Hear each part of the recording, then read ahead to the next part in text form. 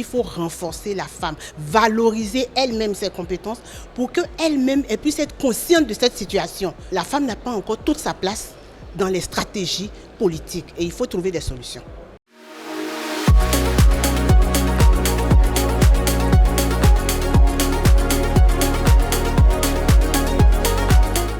J'ai accepté de participer à cette première biennale parce que pour moi, l'eau est une ressource vitale. L'eau est source de vie. On ne peut pas passer plus d'une journée sans être hydraté. L'homme est constitué à 70% d'eau et la femme aussi donne la vie. Donc l'eau, la femme et l'eau sont des éléments essentiels pour qu'on puisse réussir les questions de l'eau, de l'environnement. Et je travaille depuis plus de 20 ans sur la question de l'eau, de la femme et du pouvoir de décision. Donc c'est une bonne occasion pour moi de venir partager ce que je sais.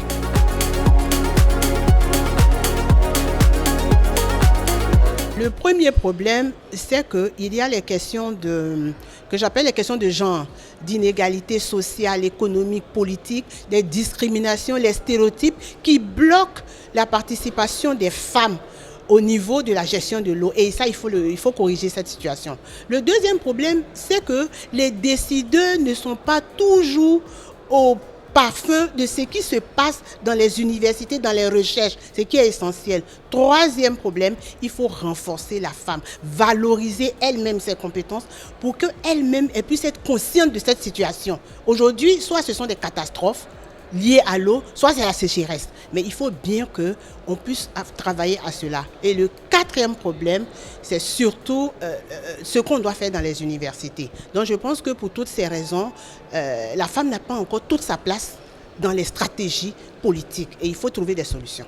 La première solution, c'est d'aller sur le terrain, au niveau des villages, où la femme a la corvée d'eau, impliquer les hommes et les femmes dans la gestion des ressources en eau ou des pompes hydrauliques villageoises pour qu'il y ait une pérennisation de cette eau en milieu rural. Parce qu'en Afrique, par exemple, plus de 70% des personnes vivent en milieu rural.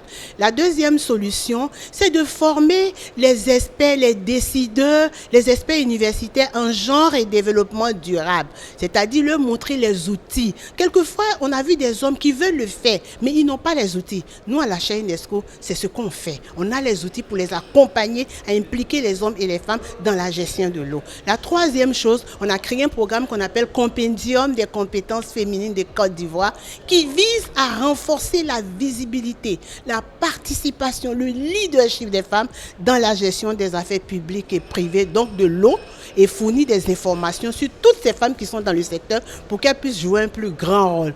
Et puis le dernier élément, c'est de vulgariser ce qu'on fait. J'ai écrit même un livre sur la question et travailler au niveau des universités. Nous, on a un master qu'on appelle genre, économie et gestion durable de l'eau. C'est-à-dire un master à la fois pluridisciplinaire et transdisciplinaire parce qu'il faut tout ça pour réussir la question de l'eau, de l'environnement et de l'assainissement.